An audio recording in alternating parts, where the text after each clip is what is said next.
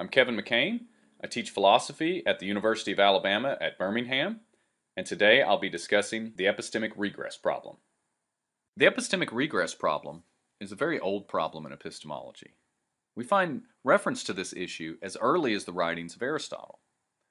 And while it's sometimes used as a way of arguing in support of skepticism, for instance, we find this sort of move in the works of Sextus Empiricus, the most important role of the regress problem is its function in helping us get clear about the structure of epistemic justification.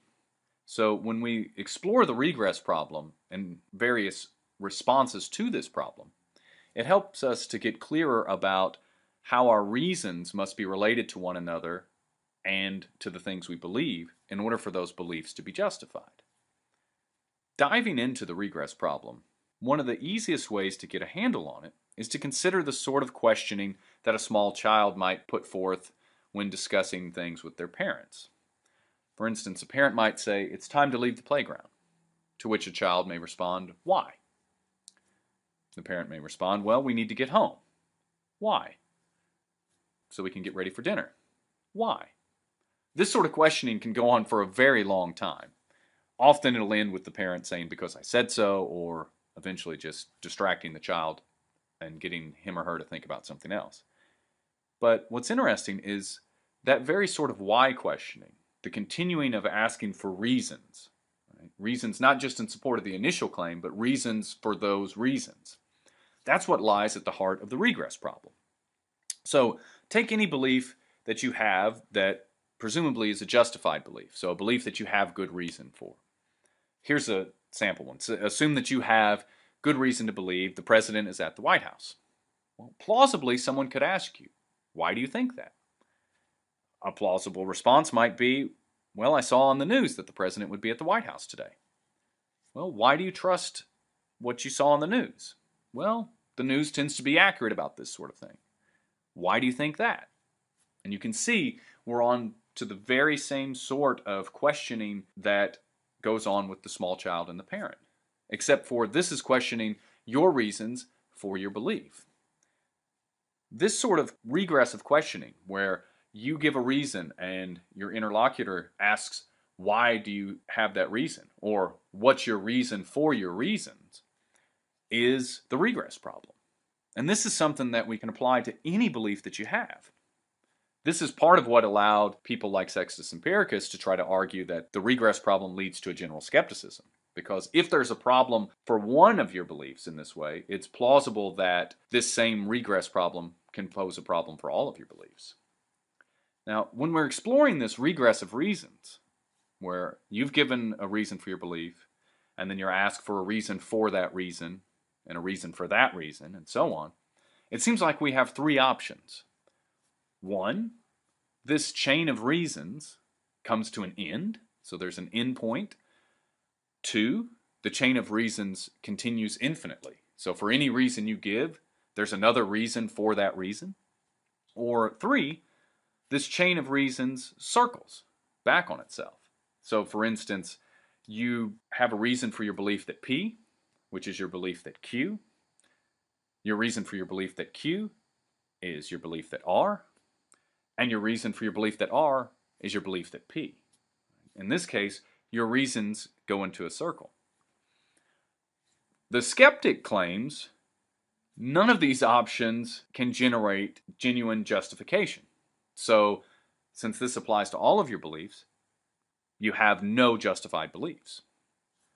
But more important than the skeptical take on this is how these three options that we considered, that the chain ends somewhere, that it goes on infinitely, or that it circles back on itself, these give us direction in trying to figure out the structure of epistemic justification. And in fact, all of the primary views of epistemic justification fall somewhere under these three. And then a fourth one being skepticism, just the denial that there are justified beliefs. The first is the most popular view in contemporary epistemology, and arguably the most popular view of the structure of justification since at least the time of Aristotle. That is, the chain of reasons ends. This is foundationalism. So the thought is, all of your justification, so all of your justified beliefs, if they're justified, and we trace back the reasons for those beliefs and the reasons for those beliefs, eventually we hit a foundation of reasons or beliefs that are themselves justified, but they don't require any further justification. Often in contemporary epistemology, the foundational beliefs are beliefs that are justified on the basis of an experience. Right? Because an experience, at least foundationalists claim, an experience can justify a belief, but there's no need for a further reason in support of the experience itself. It's not the sort of thing that one has a reason for. When you look out and you see a tree, you have an experience. There's no reason in support of that experience. Right? Your visual experience is your reason for believing you see a tree, but there's no further reason in support of that experience. And foundationalists claim that these foundational beliefs, the ones that end the chain of reasons, they stop the regress. Foundationalists claim those beliefs are justified, and all other beliefs rest on this foundation of justified beliefs. The second response claims that the chain of reasons goes on infinitely. This view has only really come about in very recent times, in the late 20th century and contemporary times. And this is called infinitism. And this is roughly the idea that as long as this chain of reasons could continue, where you have another reason for each of your reasons infinitely, then you have justification. And as I mentioned, this is a very new view because historically this view was largely dismissed by both skeptics and non-skeptics alike. Pretty much everyone thought that infinitism was not a real option. The third option is that the chain of reasons goes in a circle. And this is the second most popular. As I mentioned, foundationalism is the most popular. Infinitism has started to gain some ground, but is still relatively unpopular. But coherentism has this other view, and that is that the chain of reasons circles on itself. Now, it's somewhat misleading to describe coherentism in this way, because coherentists, in fact, deny the entire setup of the regress of reasons. So, one of the assumptions that we've been working under is that justification proceeds in a linear fashion. What I mean by that is your reason for believing P is that Q.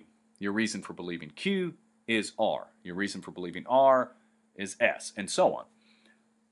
This is a sort of linear progression where you have one reason or a set of reasons that supports another, and that supports another, and so on.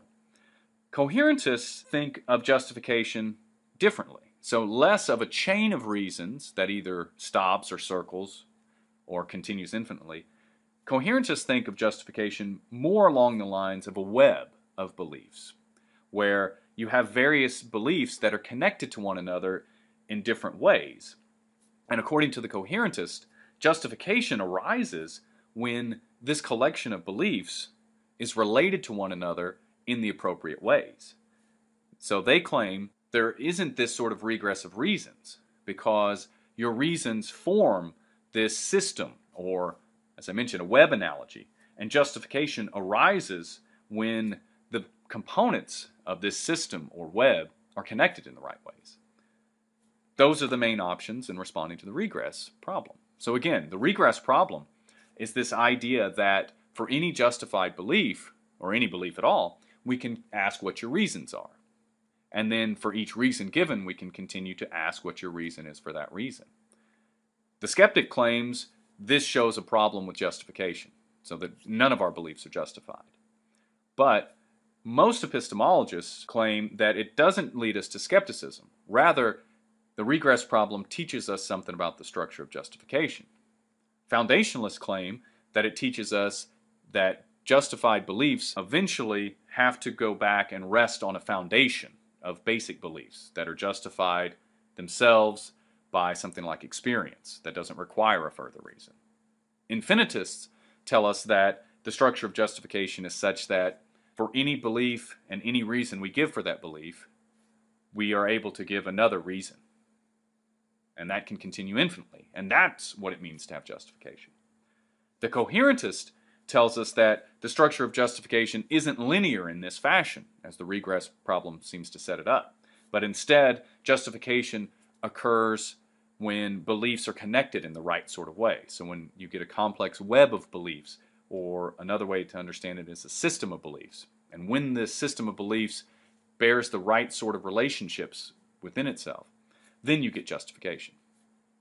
So these are the three main understandings of the structure of justification that arise from the regress problem.